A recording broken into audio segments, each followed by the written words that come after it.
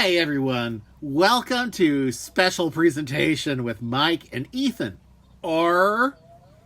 Elf will not be seen tonight. Now, a couple of times now we have talked about the specific, specific things that happen when Mike watches media. One of the ones that we have celebrated the most is what I lovingly call the bat-snail conundrum. Oh yes. That's when you can't tell a bat and a snail apart. Yes, and I'm sure a lot of you have confused a bat for a snail. Like when you find a snail in your hair and you're like, rabies. But it's an honest mistake. Yeah, but I'm sure you've found a snail in your hair many, many times. But another one that I am just coining right now, based on a couple of discussions that we've had, is the potatoes and molasses conundrum. Oh, yes. Okay. So this is. Have we talked about potatoes and molasses on air? I think we did. Yeah, just recently, actually. But remind people of potatoes and molasses. All right. So I was talking about how much I dislike Over the Garden Wall, and then I stopped and was like, yeah, I didn't really like it except for the beast stuff. I thought that was really good, and I thought the bit where the frogs, I thought that was good, and also Auntie Whispers is pretty good. And now that I think about it, I think all of it was pretty good except for potatoes and molasses, which I really didn't like. And now that I think about it, maybe I just disliked potatoes and molasses so much it made me think that I disliked everything else about this series, when in fact it was rather good. So I guess potatoes and molasses is when you dislike one thing so much that it makes you hate the whole thing, even though the whole thing is good. Yes, I would. That's exactly the thing I'm going for. I was trying to figure out whether or not this also tied in with how you thought you hated Garfield's Christmas, but you didn't. You just loved the claymation Christmas so much that you couldn't tell that you liked the other one. Yeah. I mean, I think like Garfield's Christmas, I don't know, if you're a kid, I guess it's a little if you're a kid, it's definitely a little unexciting compared to a lot of Christmas specials, because there's no like Santa Claus doesn't appear in it. You don't get like Christmas magic stuff happening. It's a very mundane Christmas celebration with a family. But as an adult, I appreciate it a lot more. Yeah, I think it really hits. Once you've reached that stage where you're grown up and coming back home for Christmas. So yeah, so maybe that one doesn't. Maybe potatoes and molasses doesn't apply to that. But anyway, I bring up the potatoes and molasses conundrum because every once in a while, usually around Christmas, on this show we watch a Rankin Bass special.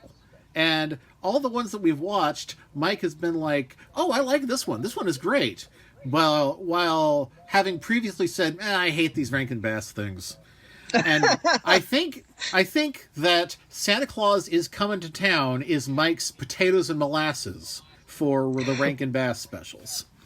What happens in Santa Claus is Coming to Town? That's the one it's the other origin of Santa Claus, the one that has the things about that's why Santa wears red, that's why Santa has a beard. Oh yeah, I don't like that one. I think maybe we need to watch that one again. That's the one where it's like with Burgermaster Meisterburger or whatever. Oh, yeah. Okay. Boy, these Rankin Bass ones all suck. Especially that one. No, actually, yes. So, what other Rankin Bass ones have we watched? We have also watched The Life and Adventures of Santa Claus, the one that's based on the L. Frank Baum book.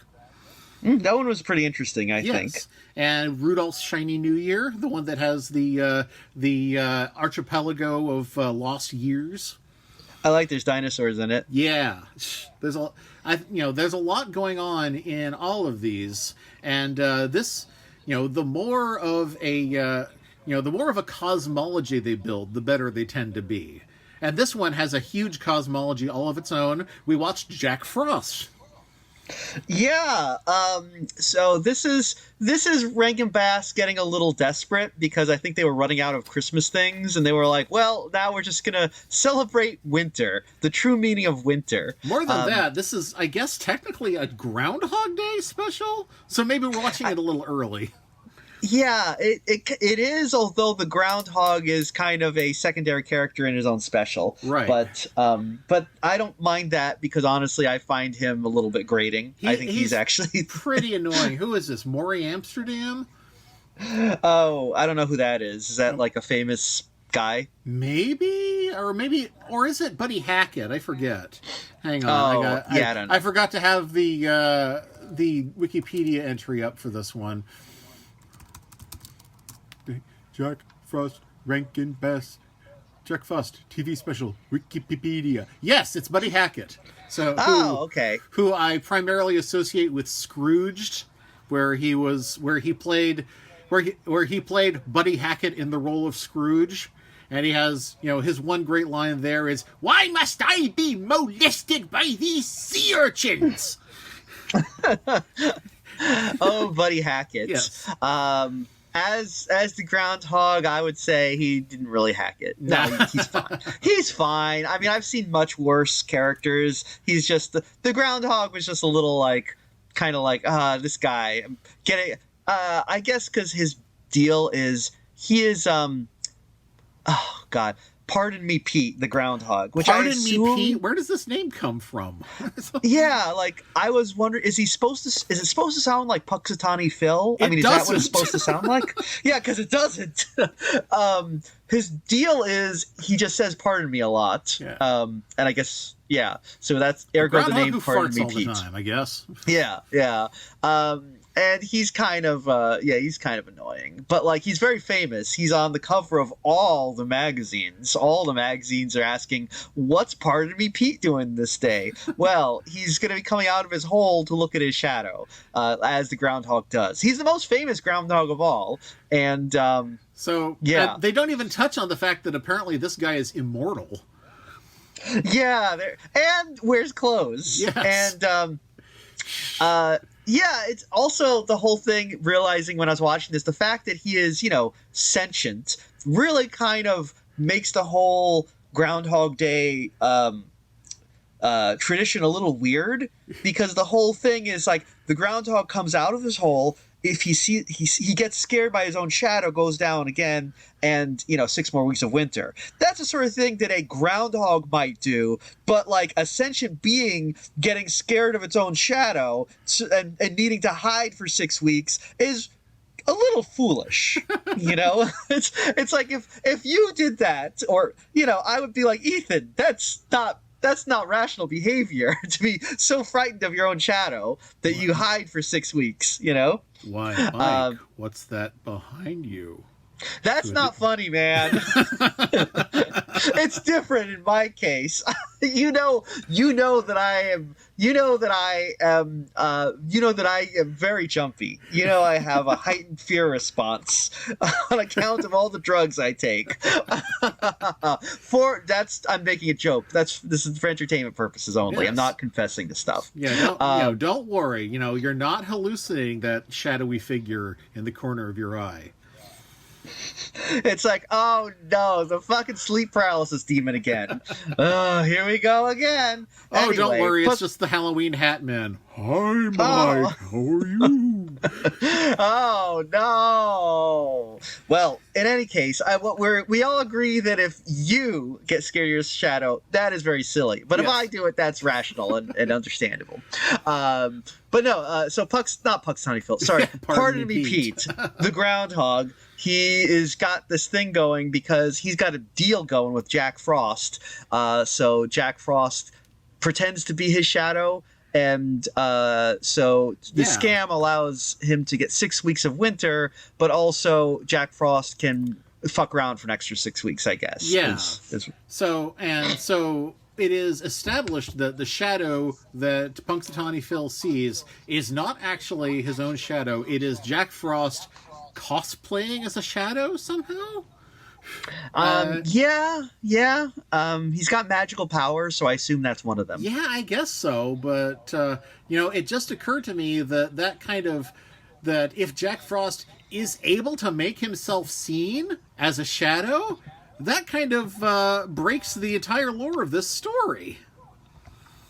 Oh, that's a good point.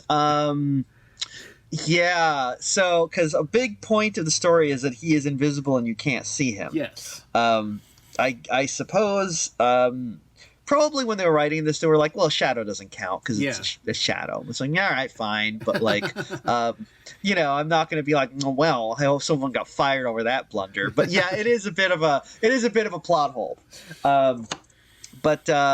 So the groundhog is going to tell us the Rankin Bass story of Jack Frost. Yes. And this one, well, I don't know. How do you feel about Jack Frost starting off? Actually, it's one of my other favorites. It was one of the ones I would pick. It was like, you don't like these? Well, what about Jack Frost? Jack Frost is great. It's, it has a lot of original concepts to it. It has a great villain, way better than Burgermeister Meisterburger, and no spoilers, but it has a honest to God downer ending. Yeah. I have to agree. I actually really enjoyed this. I felt like this was, a little bittersweet, good for the kids, a kids' first exposure to the harshness of reality. Yeah. And this was interesting because even though it is kind of, obviously Jack Frost is not a character who has much canonical lore, so they had to make everything up. And so even though it is all original to this, it does feel like an actual folk tale or fairy tale. Yes. It's definitely set in a sort of Slavic area, which is interesting but not unwarranted because it's Jack Frost or Grandfather Frost who serves as Santa Claus in Slavic areas, like Dead Moros. Yeah, so it's very vaguely Slavic. Vaguely Slavic. There's a mention of Cossacks. Yes. So what are Cossacks? I've never been quite clear on this. I just assumed they're rapists on horses. But the horses are an important part. Apparently, they were a Christian people originating from the Pontic-Caspian steppe of eastern Ukraine and southern Russia. Okay, so usually when I see Cossacks, they are they're burning of villages, while cats dressed also like Cossacks are trying to eat Jewish mice. That is what I think of usually when I think of Cossacks. Jewish mice. Oh yeah. Oh, okay. Now I remember what you mean. Sorry. For a second, yeah. I was like, "Are you being rude?" Oh, right. No, there are Jewish mice, as we established in An American Tale, which now I think about it, also kind of fits into the Rescuers and Seeker of Nim, as in there's a mouse society that just reflects human society for no reason. Yeah, it just does. They have religion. This one has religion because apparently, yeah, that's right. I just realized because we do also see not only Jewish mice in An American Tale, we do see Catholic mice as well. We see a mouse with a crucifix, which implies there is a mouse Jesus. What a world. So every religion has mice practicing the same religion. Oh my God, I want to see the mouse Rastafarians. I would like to see mouse Scientology. I would like to see mouse Pastafarians. Oh yeah! Oh, with their noodly appendages. Yeah. His noodly tail. They believe in a flying spaghetti mouse. Man, so yeah. But back to Jack Frost. Sorry. Yeah. There are mice in this one, though, not real ones, but no, that's that, great. Yeah. Yeah. So Jack Frost, I do like. Yeah, it's the basic plot line of Jack Frost. Well, I like that this isn't really an origin story. This isn't the origin of Jack Frost. It is just this is a very notable incident in the life of Jack Frost. This is kind of, this is a I feel like this is probably there's probably that classification of like folklore that Arnett Thompson index. I feel like there's probably got to be an entry for like supernatural being learns what it is to be human. In that, because that is kind of what Jack Frost does in this. It is him coming to Earth to live as a human and learn that to be a human is to experience pain and heartbreak. Yeah. And boy, does he. going back. Yeah. And then he goes back to be a frost sprite or whatever he is. And so there are 3 Rankin Bass specials that feature Jack Frost. This one, since it takes place in the past, is clearly the first one. The next one is Frosty's Winter Wonderland, where we see that Jack Frost has become a bitter incel who hates that Frosty has found love. Oh, wow. Okay. But in the process of that story, he is charmed by Frosty's new wife, Crystal, and he ends up becoming their friend. And then he appears again in a fully heroic form in Rudolph and Frosty's Christmas in July. Wow, it's actually like it's interesting that the 3 Jack Frost specials actually include kind of a character arc over the course of them. Yeah. It's especially weird because Rudolph, because Frosty's Winter Wonderland is cell animated. It's not puppets like this one. And then Rudolph and Frosty's Christmas in July is puppets again. But so they had to redesign Jack Frost, this puppet, so he more resembled the one from Frosty's Winter Wonderland. Oh, okay, interesting. Well, I guess we can watch the rest of these to compare the characterization of Jack Frost. Though I will say in this one, if I think of Jack Frost, this is the kind of guy I think of. Yeah, absolutely. Yeah, I don't. Jack Frost is either usually portrayed as a sort of mischievous young man, or he's like a sort of Santa-like grandfatherly figure. I tend to think of the young man version. I think a lot of people do, especially if they grew up with Legend of the Guardians. Oh, yes. I always think of Jack Frost as a scamp. Legend of the Guardians is such an odd movie. It's is that the one I'm thinking of, or is Legend of the Guardians followed by the Owls of Ga'Hoole? I think maybe it's Rise of the Guardians. I know the movie you're thinking of. Right. Terrible name. That is the worst name. It's like how I was just having this conversation with Orlina where she was talking about this movie called The Enchanted Journey. And I was looking at a clip from it. I was like, the name The Enchanted Journey doesn't really fit this movie. Shouldn't it be called something like Chipmunks in Mortal Terror? Is The Enchanted Journey the one about Christopher Columbus, or is it the one about the chipmunks? Yeah, it's the one about chipmunks that are like, I guess they're going somewhere, and they are constantly being harassed by mephitic predatory animals. And there's a pigeon voiced by Unicron. Is this like an anime? Yes, it is. Okay, I think I remember an incredibly fucked up looking cat in this. Yeah. There's a fucked up looking cat and a fucked up looking fox. They really make it look like, these are predatory animals from the prey's point of view. Yeah, they really do a good job because they really don't look so much. They don't look mammalian. You look like they evolved from dinosaurs. Yeah, they look like the spiders from Rankin Bass's The Hobbit. Yeah, they really do. The Enchanted Journey. Not really. Kind of buries the lead, I think. Yeah.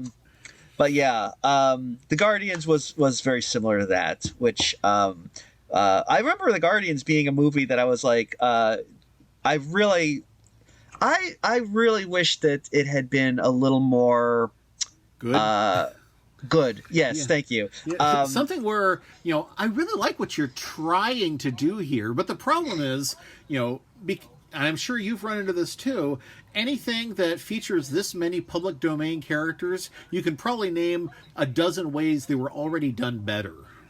Yeah.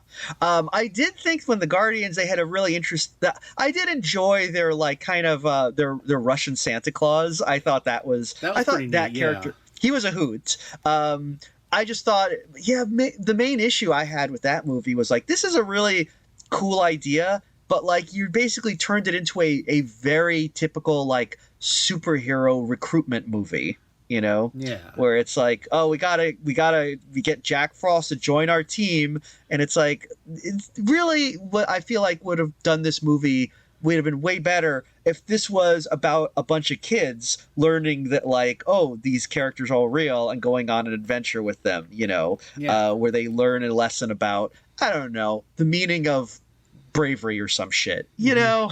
I feel like that's a very typical type plot line, but it works. It's a good one. People like it. It's fun. Kids like seeing kids go on adventures.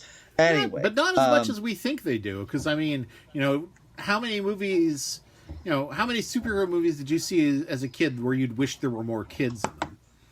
Well, I mean, I'm probably a bad example because I am not a fan of superhero movies in general. So I like movies. Look, I like movies where kids make bad choices and get punished for it. That is my jam. It's been the thing that I always like. I like movies that I like children's entertainment with really, really thuddingly obvious morals about behavior. Like where like kids get tortured for shit for being like bad, but like I mean, like I was really big like Struwwelpeter type stuff. Right, it's like that's good. That's good for me. I don't know.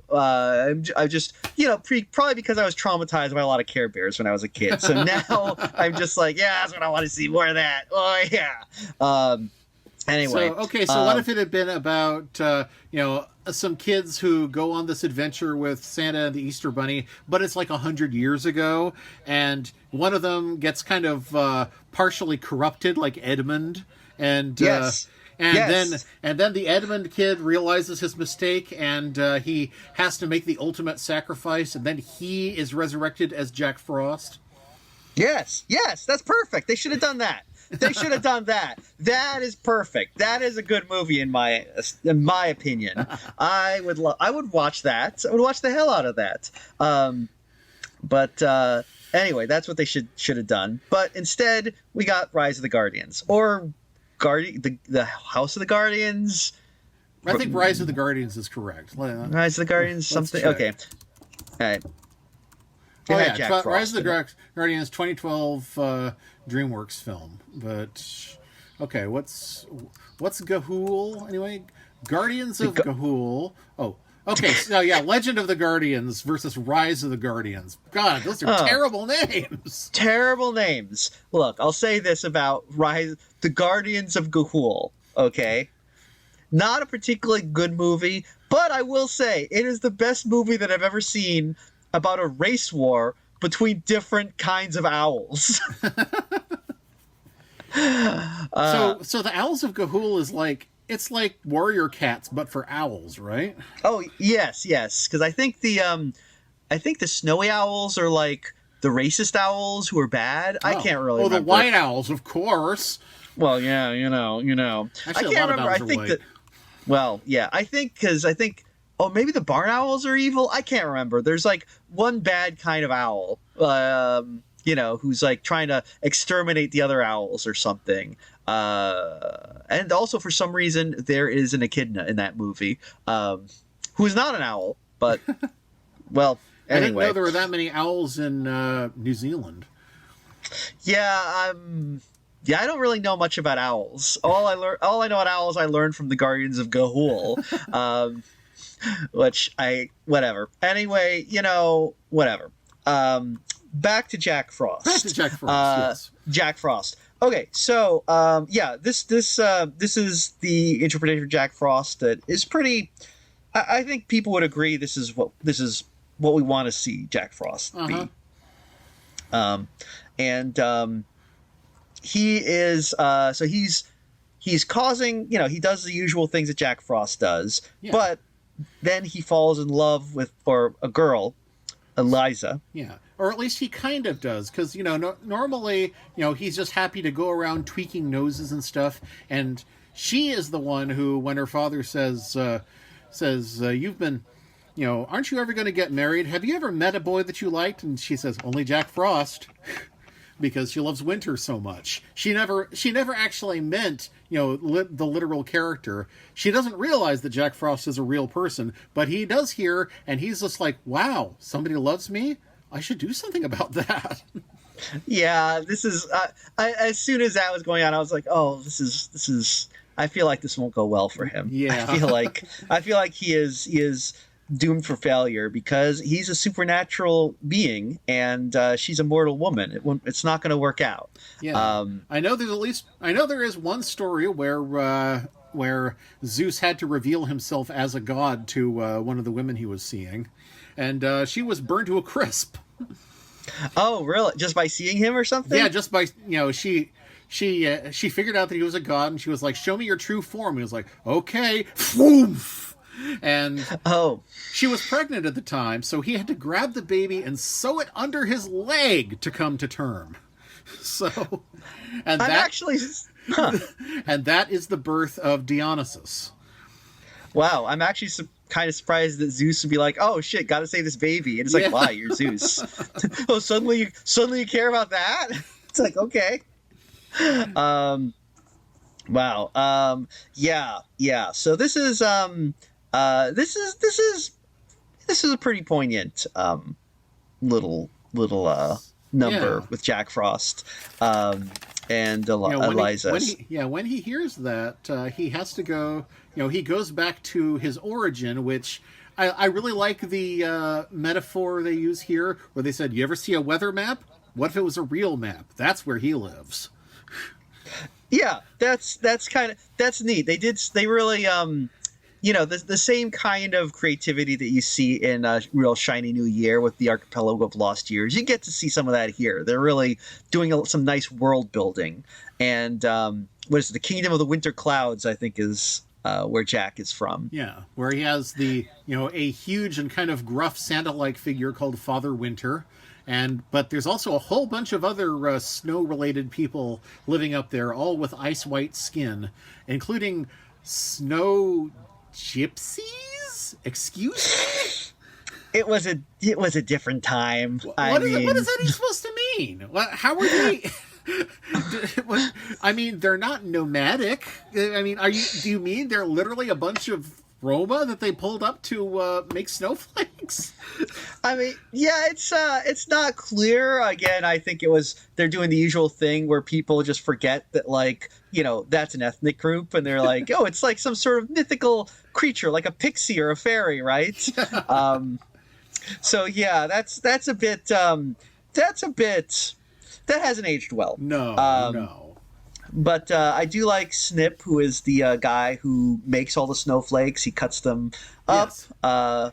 It does make the idea of no two being alike much more interesting if it's just one guy eyeballing it every time. Yeah, and I gotta say that, like, it's like, okay, wait a minute. So they have these snow Roma, and they seem to be Snowma. They're just like, their whole job is like, just take a snowflake and just toss it. Yeah. Whereas like, what do they do? Determine exactly where it falls? Apparently so, because they're like, they say, the narrator says they make sure they all fall exactly where Father Winter wants them to fall. And speaking of which, though, I think Father Winter is fine, but I think we all know him better as Old Man Winter. Yeah, Father. Yeah. Well, I mean, this is how long ago it was. He wasn't old yet. Yeah. I mean, I guess it's like, you don't want to call him Old Man Winter to his face, So he's Father Winter. Let's see. So there's Holly, too, and she is... she's a very little person, and we don't really get an explanation for this. No. They say, I think she is one of the Snow Roma. They mention that she is a Snow Roma, but she is the smallest one. She's the littlest. She's Cindy Lou's Snow Roma. and her job is to put the really nice snowflakes in a safe so they can be thrown out on December 24th, Christmas Eve. You know what? I like that. That is cute. That is a cute little thing. I like how in Rankin Bass Christmas is such a big deal. Yeah. You know, everything revolves around Christmas, and that's why every single holiday gets tied in with Christmas somewhere. Sometimes it seems a little loose, but this one I think it works. I think they found a good way to connect Christmas to Groundhog Day in this movie. Yeah. This one, it's definitely a lot. It's better than like the Leprechaun's Christmas. You know, there's a natural nexus here. So yeah, and we also the Hail Fellow.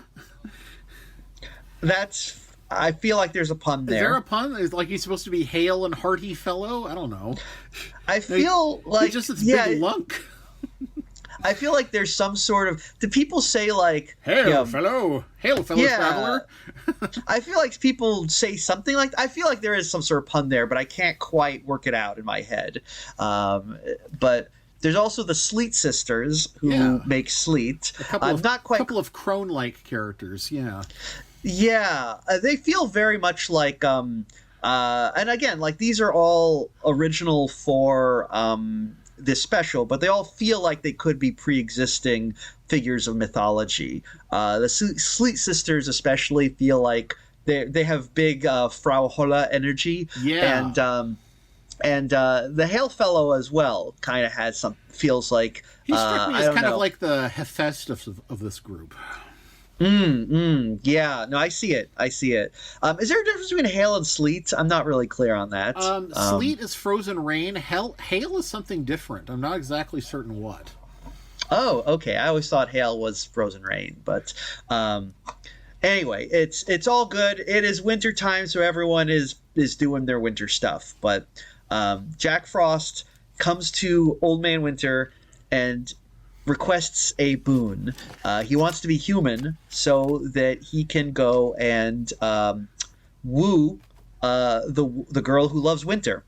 And Old Man Winter is not very cool with this. He does not like this at all. I mean, it's what do you say when your best employee wants to go off and get married?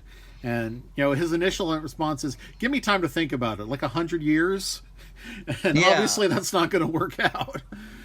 I like that, though, because it is kind of just indicative of like, yeah, he is a force of nature. To him, that would be like nothing. To him and Jack Frost and all these guys, that's like the blink of an eye. But Jack understands that mortal lives are very brief, and it needs to be now. Because, Now the question is, when, because he has to become immortal, does that mean that when Jack Frost dies, that's the end of Jack Frost? Or does he return to his spiritual form again? I mean, that's a good question. I actually also was wondering, like, they didn't really touch on in this, but, like, if Jack Frost becomes mortal, does that mean that winter you don't get winter anymore? I mean, there's a bunch of other winter guys, but, like... I feel like Jack Frost. You need Jack Frost, or how are you gonna have winter? You know. Presumably they can appoint someone else. Did you ever read the Bill and Ted comic books? I did not.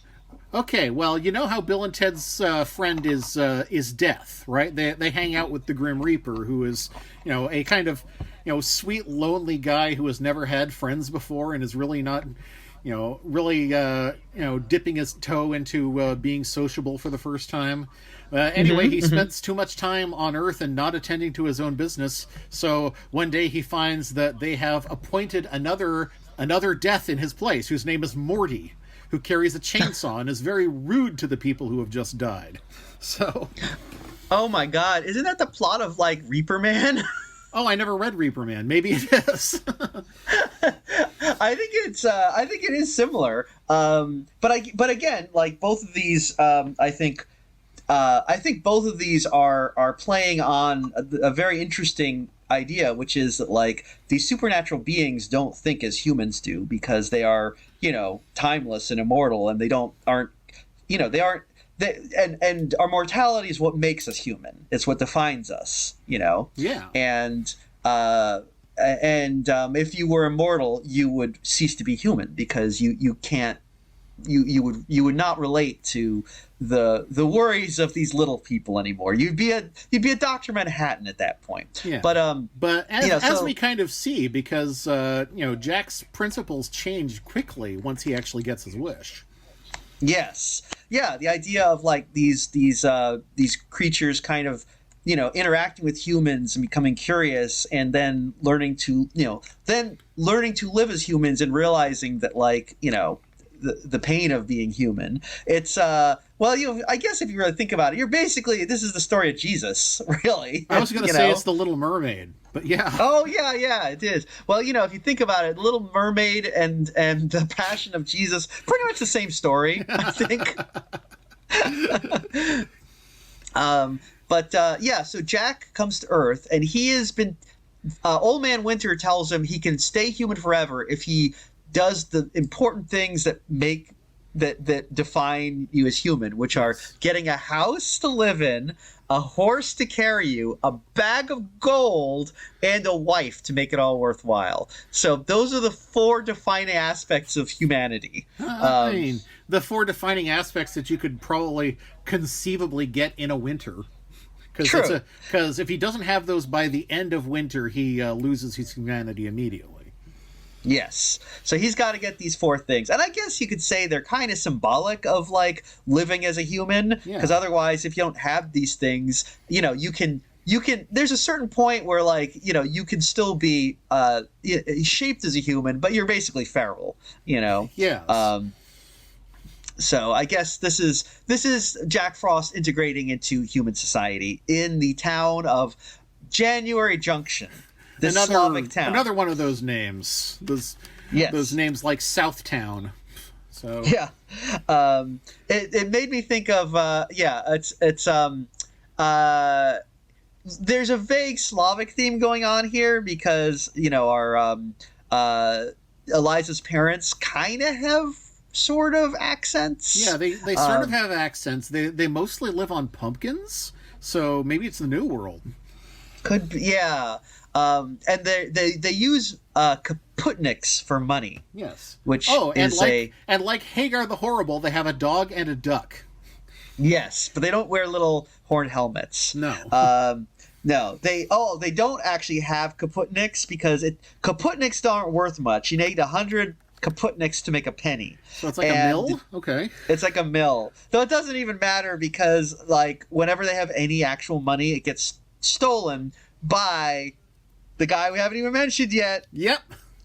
Kubla Kraus. Kubla Kraus, who is, he can smell money like Uncle Scrooge, and he is mostly beard and dressing in iron. So, yes. Kubla Kraus is a great villain because, every villain has to be defined by a certain failing, and his is loneliness. Because Kubla Kraus lives all alone in a big stone castle because he's supposed to be the king of the Cossacks, but none of the Cossacks could stand him, so they left. Yeah, I remember seeing this as a kid and kind of feeling sorry for him because, he is an asshole, but they could have made him a bigger asshole to really make you hate him. It's hard to hate him that much, even though he steals all the money from the people and also tries to force Eliza to marry him, which is not very cool. No. And he puts people in his prisons, and he marches an army of soldiers to destroy a city. So he's a big asshole. But a lot of that is stuff that he was he was provoked into doing. I guess they didn't provoke him into marching an army to destroy the city, but No, but still, I mean, I feel like he's definitely he's a really interesting villain because he is so loathsome that no one can stand being around him, which is why he populates his castle with automatons. He has a robot butler and robot soldiers. He's got a robot horse. Robot mice, clockwork mice. Yes, yeah, that's right. Even the mice in the castle are all clockwork, and yeah, because this is kind of a fantasy setting, all the robots are kind of clockwork or steam powered. This horse is like very obviously made out of one of those old timey potbelly stoves, which is. It's a very cool look. This is the horse's again. name is Clang Stomper. That's pretty awesome. Yeah, that is pretty awesome. I mean, this is again. There's some real creativity on display here, which is fun. And then there's the character who is not a character, Domi.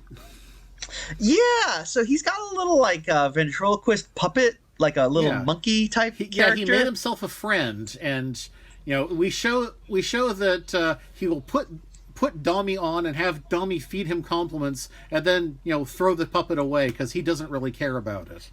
So that really tells you a lot about him. He's somebody who needs compliments but isn't going to give anything back for you. Yeah, and you kind of feel bad for Domi, even though he's not really a person.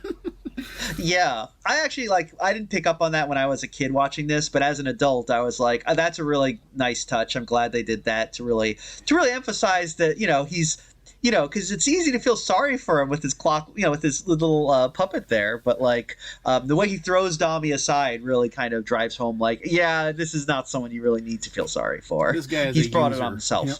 Yeah, he brought it on himself. Now he does a few things. He almost gets Eliza killed when he stomps his horse across thin ice, and Jack Frost has to save her. Yeah, that's and earlier. She seems to recognize that it is in fact Jack Frost who saved her because he quickly freezes the ice that she's under, and she sort of glides off of a waterfall. Did he do that? I assume so. I mean, I guess that makes sense. Like, if that happened, you'd probably be like, well, I mean, the water just magically refroze. I would attribute that to a supernatural frost creature. That makes sense. I would think that I was a saint. Oh, that's true. There you go. It's like, I have magical powers. I can do magical things. But maybe they're not a Christian country. But the Cossacks were Christians. But the Cossacks aren't here. That's true. Well, let's see. They do celebrate Christmas. Yeah, that's true.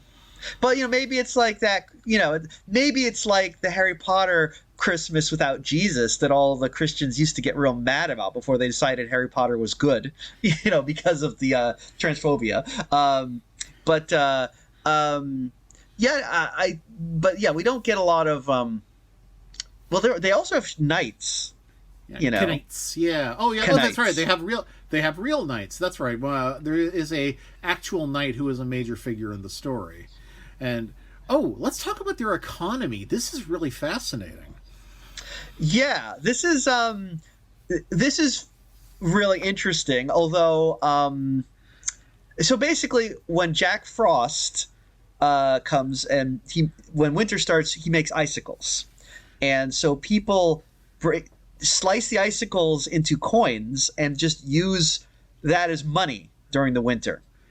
What an interesting idea. Money that is by its very nature temporary, and it's not worth anything except for what they agree it is. So I mean, that really that's a huge economic lesson right there. That's like the stone coins of Yap or something. Yeah, I mean, it's funny that they're just using ice as scrip, Yeah. And then they're like. And they mention that like that when the spring thaw comes around, they just have to basically, I guess, buy everything on credit then. Yeah. At that point, which is an interesting thing because it's like, okay, they have no money because all the money has been stolen by Kubla Kraus, and therefore they just literally.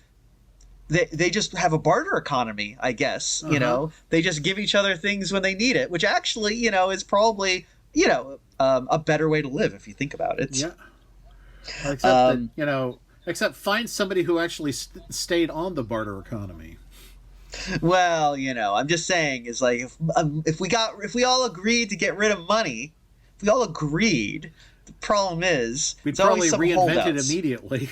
Yeah, they would. What a bunch of jerks. Kubla Kraus is doing them a favor by is freeing them from the tyranny of money, and they just go and reinvent it. Although it's funny that they do it with ice, because it's like you might as well just use something like rocks that are around all year, and then you could just do this all the time. You don't have to only, oh no, we have to wait till winter so we can have some ice money. It's still an interesting idea, though. I mean, I think like maybe it. the appeal of the ice money is how temporary it was. Because if it were something real, Kubla Kraus would be like, "Oh, you're collecting rocks. I'll take all the rocks. Hey, you're living on a big rock. I'll put that in my castle." Whoops. You're totally right, actually. You're totally right. I didn't even think of that. You're right. The fact that it is ephemeral is what makes so Kubla Kraus can't take it from them, because he'll just have a big thing full of water. You know what? Honestly, they really missed an opportunity, because they should have had this end with like Kubla Kraus, stealing all the ice money and like just basically putting it in a vault, and then when spring happens, he gets washed out of the castle in a flood. Oh yeah, that'd be great. It would be a great little lesson about, like, see, that's what you get. But it's still good. It would still get some fun here. It's but basically Jack Frost shows up, and he's passing himself off as a tailor, because before he left the Kingdom of the Winter Clouds, Snip gave him a pair of shears, yeah, yes. which have Snip engraved on them, so he declares that his name is Jack Snip. Yes. And so he comes, and then he says, "I am a tailor," and I really thought we were going to get something with him being like, "Oh yeah, sure, I can make you a shirt." Where do I start? But no, apparently he has some tailoring skill already. Yeah, it's fine. And then Old Man Winter is like, "I've decided that Snip and Holly should go down and keep an eye on him." For reasons. They don't really do very much, honestly, in this. No, they're just there to make sure that he doesn't get hurt. And so they come and stay in the attic with him. I like how Eliza's dad, when he sees Holly, he goes, "What is she? An almost?" Oh, yeah. That's funny, actually. The dad, I like the dad. He's a fun character. He's a very dad character. And of course, because the name Snip is already in use, Snip has to introduce himself as, like, Hector Gonzalez Topolapovich or something like that. I like how when Jack Frost is like, "What are you doing?" And Snip's just like, "It's the first thing I thought of." I was like, that's pretty funny. I like that. The jokes in this are like, they're unobtrusive, and I like that about them. So things are going good, but then this knight in golden armor shows up, and you just know this is going to be trouble, because he shows up and Eliza is just like, "Oh, my knight in golden armor." And I have to say, Jack Frost takes this much better than I would, because he doesn't, because my thought is like, if I was trying to, I was trying to date this woman, and she's always like, "My knight in golden armor, my knight in golden armor," and then a literal knight in golden armor shows up, I'd be like, "Oh, I don't like this." But Jack doesn't really seem to catch on that she's got a thing for Sir Ravenfall, I think his name is. Well, the thing about it is that Jack is that as soon as Jack arrives and he learns about Kubla Kraus, who I guess he hadn't known about before, he immediately turns into this revolutionary. He's pounding on the table going, "Kubla Kraus has got to go! It's the ballad of the goddamn bullet!" Yeah, he's really like, he's really fired up on, this is, you might say, Jack Frost, being a spiritual being of pure ether, has never experienced injustice before, so he's just like, "What the fuck? What is this? This isn't Winter, right." You didn't tell me this kind of shit happened down here. Yeah, so he's like, you gotta fix this, and so he's going to go up to that castle and set things right, and they basically wait. So does he, or does first? I think they do. They try to go, and that's when Kubla Kraus sees that Eliza is there, and is all like, "Oh well." Yeah, he and Domi are just having fun watching them try to scale the sheer wall. Man, then he sees the girl, and he's like, "Oh, this is the one I'm going to woo." Yeah, so he has a plan to get her, and his plan is Dalmy is actually trying to talk him out of it, saying, you can't woo her. She doesn't love you. Yeah. Well, he won't have any of that. His plan is he's going to kidnap her. He's going to kidnap her and make her marry him because this is what bad guys do in these things, and in fact in real life too, because they don't understand love. Nope. They don't understand how it works. They don't understand that if somebody doesn't want to be with you of your own free will, it doesn't count. And this is why people like that hate cats, because you can't just make a cat sit on your lap. It'll jump away at the last at the earliest opportunity you give it. Yeah, absolutely. They're all, I mean, you talk to people like this and they all always go on about like, oh, in the future we're going to have robot wives and then everything will be great. And it's like, will it? Because because as we've said before, the point of a robot wife is that she can't reject you, right? She has no free will, but the love of someone who can't reject you is worthless because it's worthless. As we said, why do you think Kubla Kraus is still sad even though he has all these robot friends? Doesn't mean anything, They just it's a lesson. It's a lesson to be learned. But anyway.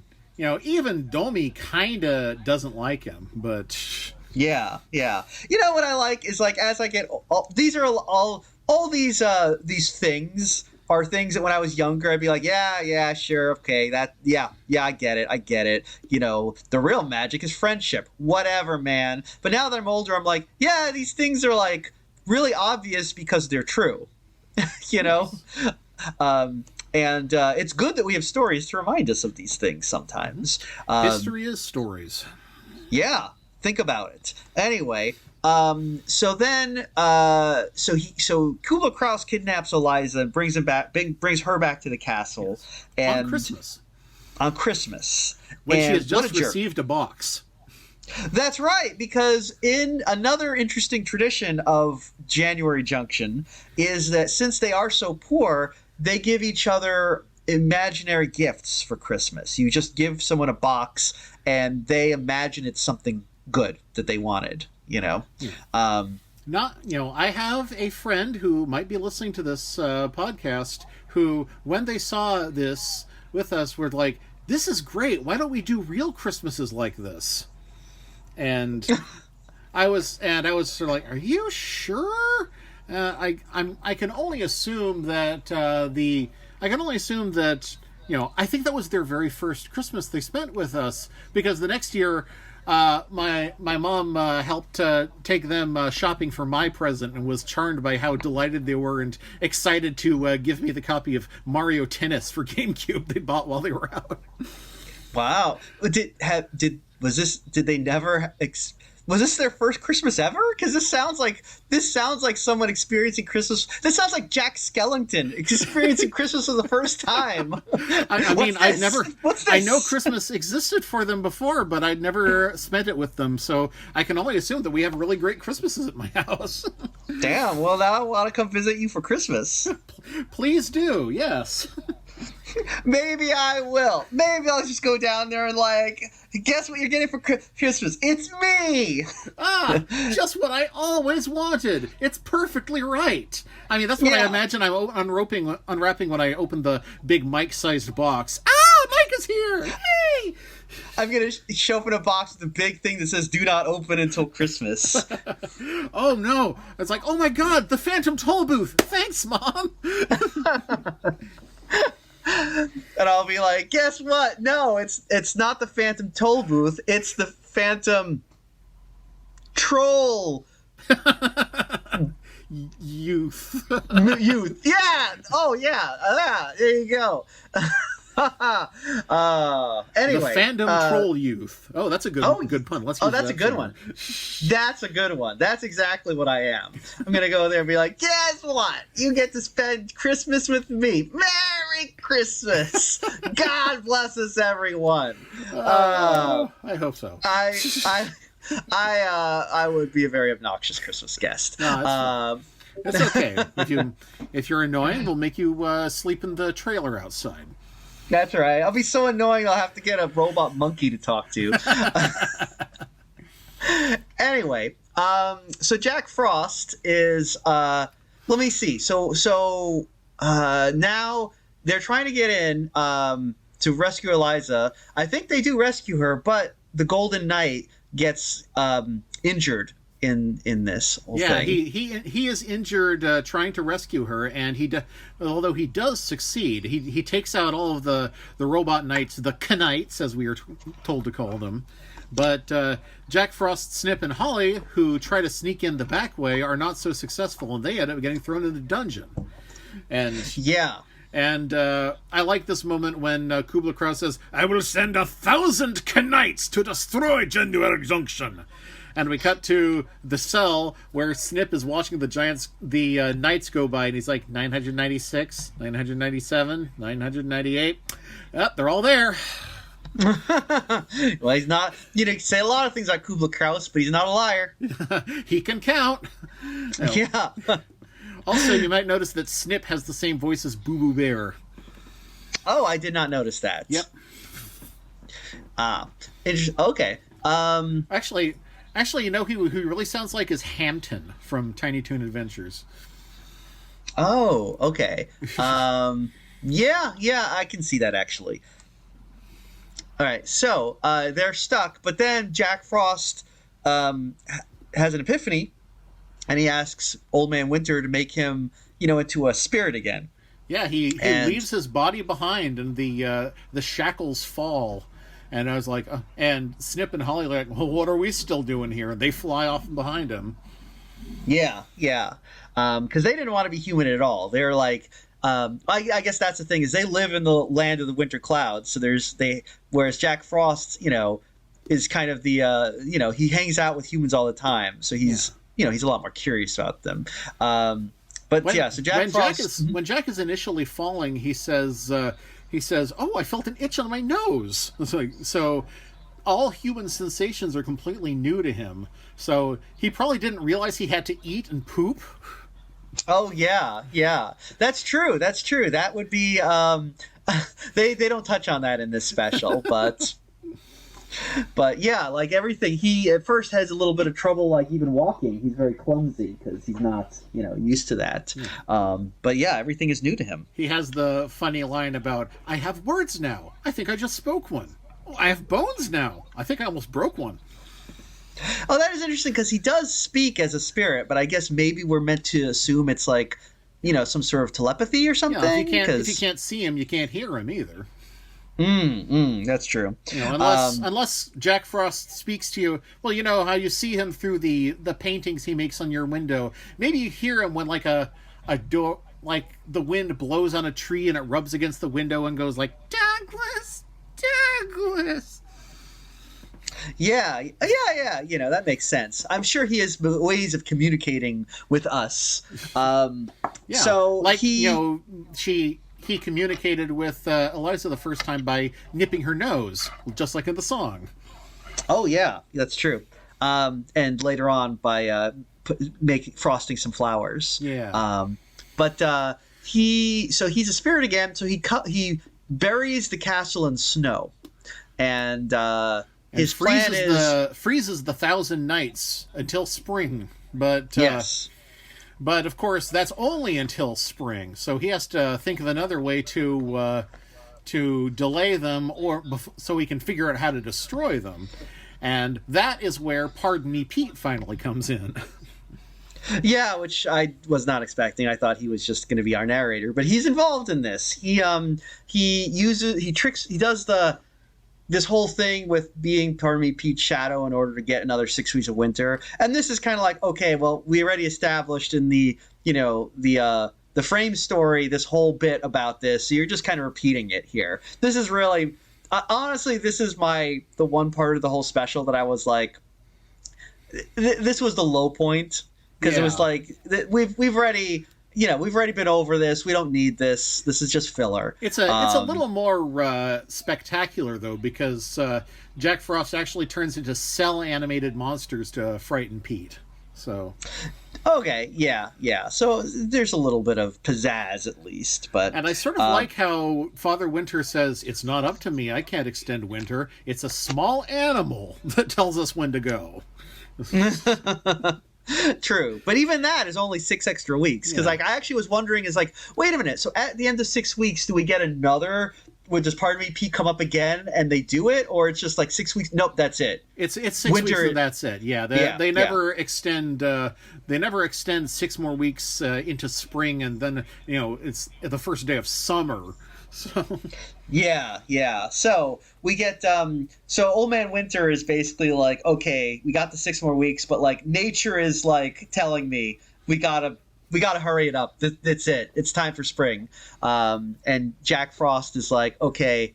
I think Old Man Winter is like, at noon today, it's going to be spring. And Jack Frost is like, send me back down. I need to finish what I started. I need to fucking end Kubla Kraus before he thaws. So he they doesn't send get him his down. winter of humanity. He got 3 or 4 weeks because he was there from like November 1st till Christmas. So Yeah.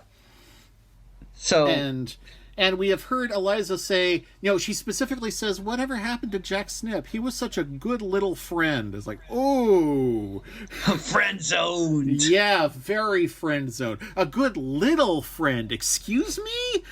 Yeah. She But forgot yeah, how like- old you were, man. Yeah, that hurts. But Jack Frost comes back as everything's melting, so Kubla Kraus is about to like set his evil plot into motion again. But luckily, the roof collapses on him. Yeah, because of all the But- snow that they've been building up for the last 6 weeks. So it wasn't all just to delay the Knights. There was, well, maybe, I don't know if there was a grand plan, but you gotta weather support your castle. Yeah. So it all worked out for Jack Frost here. And Yeah, he he does have to fight Kraus and eventually kicks him out of a hole in the mountain, and Father Winter helpfully blows a wind that takes Kubla Kraus to parts unknown. So yeah. maybe it'll be a place with Cossacks or elephants or what were the other things in the song? Pyramids. Yeah, samurai. Yeah, Samurai, yeah. He had this whole song about "I'm Kubla Kraus. I could have been a streamer, but there are no cat-eared headphones around here." he had big dreams, but they just weren't meant to be. So Kubla Kraus instead, because Jack Frost basically uses Dami to tell the Knights just jump off the side of the mountain. Yes. And the Knights all do that, and that's the end of that. And they point out that not only could he do Dami's voice perfectly, he didn't move his lips. Like, ow! You've already defeated Kubla Kraus. There was no need to do for that. It's like he's already dead. Actually, you know what though? I do like that throughout this whole special, we have very obviously seen Kubla Kraus's lips move whenever Dami talks. Yeah. I like that they really the attention to detail there. Then he fights Kubla Kraus and wins, and then he realizes he can take the castle and all of Kubla Kraus's stuff. So he's got a horse, a house, and gold. All he needs is a wife. Yeah, I thought this was going to be like a treasure hunt, like he was going to find the gold and then the horse and then the house or something like that. But no, he got them all at once at the last second. Yeah. So he's really only one thing, the hardest one of all, though. So he goes down to the village and he asks Eliza's dad for her hand in marriage, and her dad is like, "Don't you know she's already married? She's getting married at like noon to Sir Golden Face, whatever his name is. What is his name? Ravenel. Ravenel, Sir, yeah. Sir Ravenclaw, yeah, and yeah.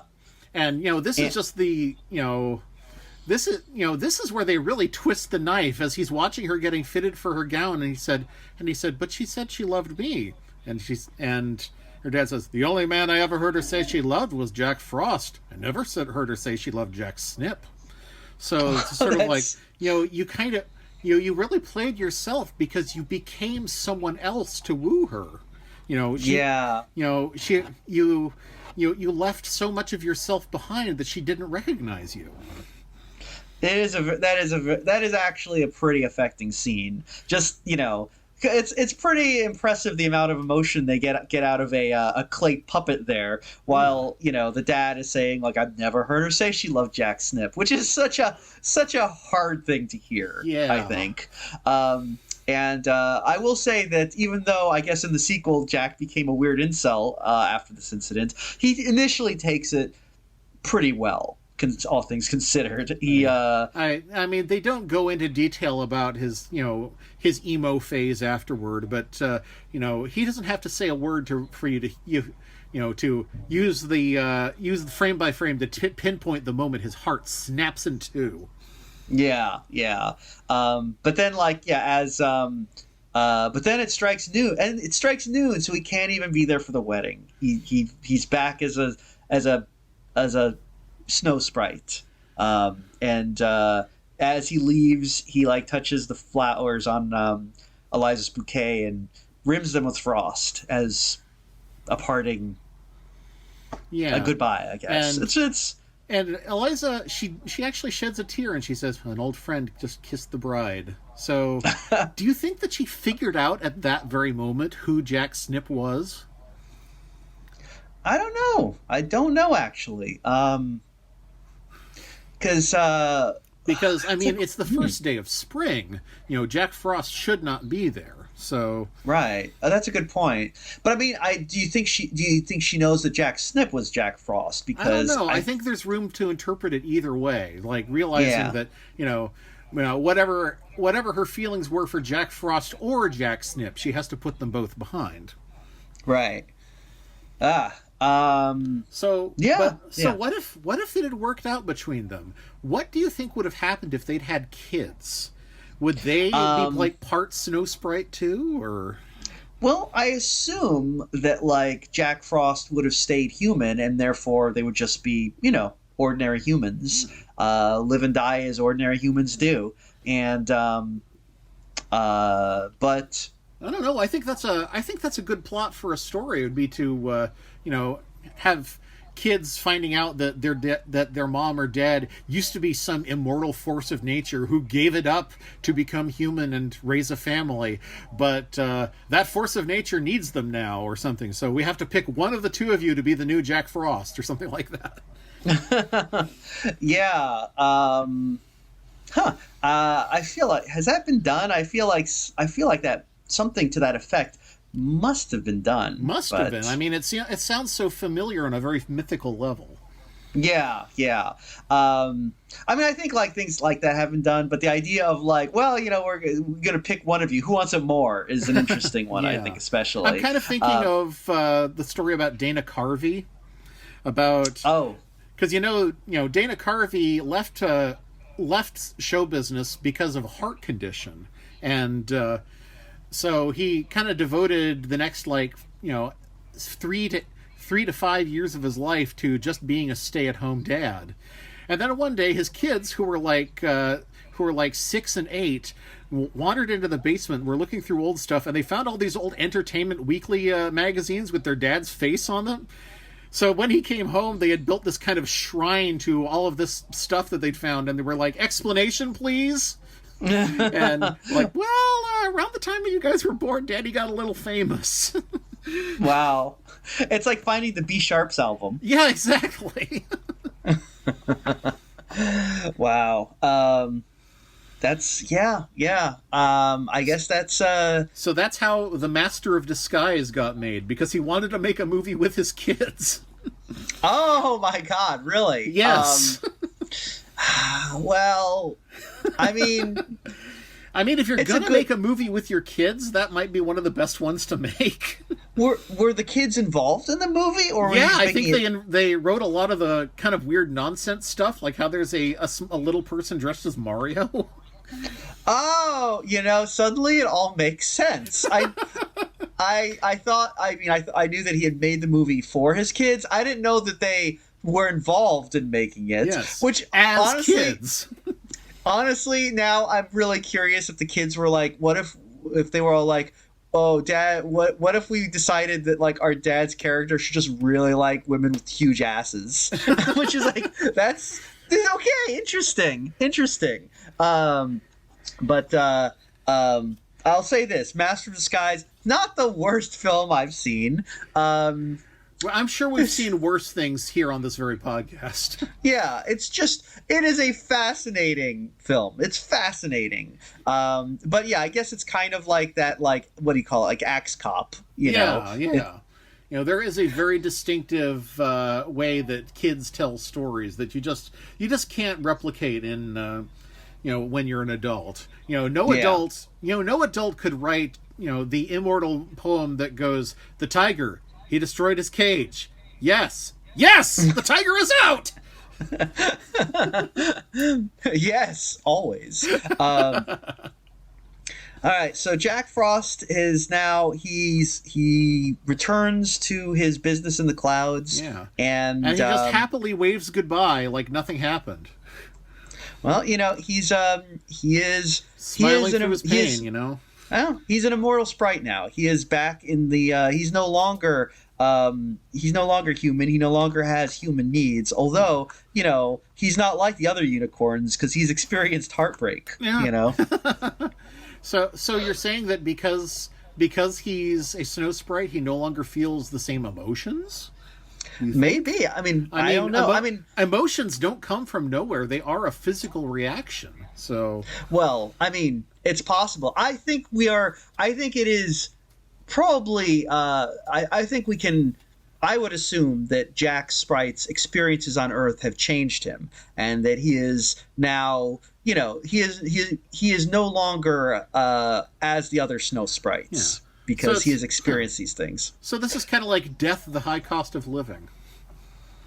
Yeah, there's a lot of heavy stuff in this for a kid's thing, This is, I think, the Rankin Bass, like, even though they were just churning out these Christmas specials, they really put some effort into these things. Absolutely. Like, that's the thing is, like, you watch a lot of old kids' fare, and people always, like, at the time, I think, derided a lot of this stuff as slop. Not just the Rankin Bass stuff, but, like,